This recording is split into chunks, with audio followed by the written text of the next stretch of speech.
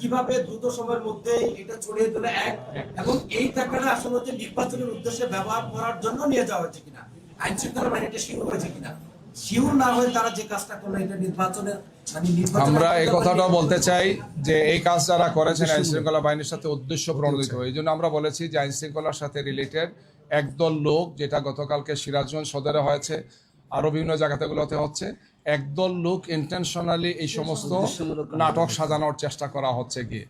একজন লোক কোনো ক্রিমিনাল অফেন্স করেন নাই, তিনি এখান বলেছেন তিনি একজন বয়স্ক লোক, সম্মানিত লোক, তিনি একজন দায়িত্বশীল ব্যক্তি।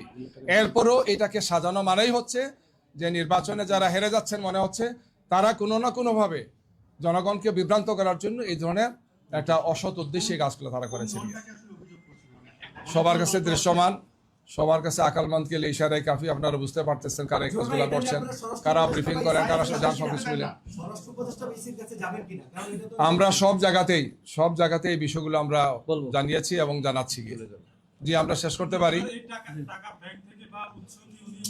এটা আমরা যথাসময় উনি বলবেন, ওটা ওনার ম্যাটার, উনি বলবেন, এটা কোনো অসুবিধা তো নাই। আমার পকেটে টাকা আছে, এখানে ধরলো যে আপনি কেন, আমাকে একজন সাংবাদিক বলতেছেন আমার গাড়ি আটকাইছে এই কি সময় আগে, তো বলছে আপনার গাড়িতে 2টা ল্যাপটপ কেন, বলে আমার 3টা, তাইলে আপনার অসুবিধা কি, আমার তো 3টাও লাগতে পারে। তো অদ্ভুত প্রশ্ন এটা। একজন দায়িত্বশীল সাংবাদিক আমাকে বলতেছেন যে আমাকে পুলিশ আটকাইছে, বলতেছে যে তুমি 2টা ল্যাপটপ ইউজ করতেছো, না 2টা না 5টা, এটা তো আমার ম্যাটার, এটা কি চুরির জিনিস? এটা এইভাবে অন্যায় কিছু কাজ করছেন আইন শৃঙ্খলা বাহিনীর সাথে রিলেটেড, এবং এরা উদ্দেশ্য প্রণোদিতভাবে করছেন। আমরা তাদেরকে মনে করি যে তারা একটা পর্যায়ে তো চিহ্নিত হবেন এবং জনরুষে তারা পড়বেন, এই কাজ থেকে তাদের বেরিয়ে আসতে হবে। নির্বাচনের আগে আমরা লক্ষ্য করেছি যে একটি দলকে কিভাবে টাকা উদ্ধার কিংবা ছোট ছোট জায়গাগুলোকে বিশদ আকারে প্রচার করা হয়েছে।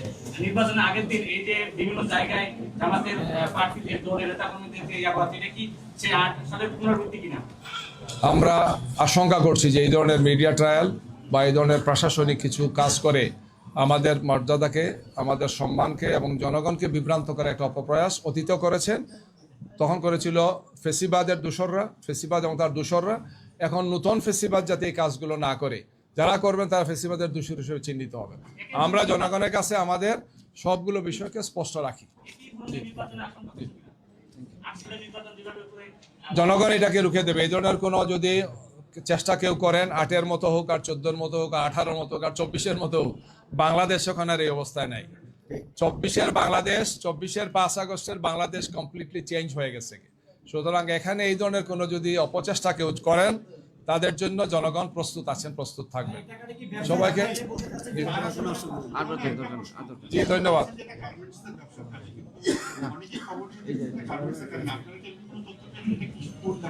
এটা উনি সুস্থ, উনি ব্যাখ্যা দেবেন, কোনো সমস্যা নাই। আমরা ওনার মুক্তি চাই, এবং আইন শৃঙ্খলা বাহিনীর সাথে যারা জড়িত কাজটা করেছেন আমরা অবিলম্বে তাদের ব্যাপারে তদন্ত করে ব্যবস্থা নেওয়ার জন্য কথা বলছি। তাকে মুক্তি দেওয়া, তার চিকিৎসার ব্যবস্থা করা, তার পরিবারের কাছে তাকে ফিরিয়ে দেওয়া, আমরা এটা দাবি করছি। সবাইকে ধন্যবাদ। একটু ব্রিফিং হবে এখানে ইংরেজিতে।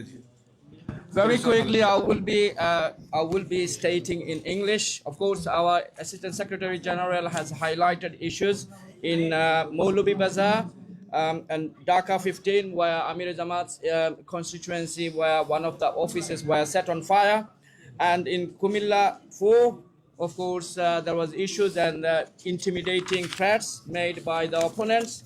And of course, in Borguna as well, agents were beaten and hospitalized. And also Kumilla 8, our agents and the associated supporters were beaten and hospitalized as well. In respect of the money recovered at Syedpur Airport, first thing I would like to ask on behalf of Jamaat, to ask yourself a common sense question. A common sense question is, if someone has money with suspicious activity or illegal money, would that person or would you take it through the sophisticated security process? You wouldn't. That is the answer. And how? Second question is that if without any investigation, how can the journalists or the authority come out with a proposal or with a outcome that this is related with election? The Jamaat's position is that This is not related with election at all whatsoever. There has not been any investigation. There has not been any result of the investigation yet.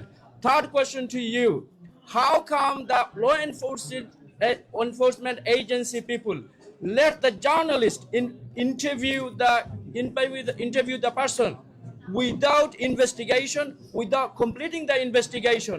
So please take the common sense approach. This is a ill-motivated propaganda against Jamaat. We urge the people of Bangladesh, and we urge the journalists and the people from all stakeholders we strongly condemn this, and we want tomorrow morning, we want the people of Bangladesh to come out in their millions with festive mood to cast their vote and prevent all the conspiracies against the people of Bangladesh. Assalamu alaikum.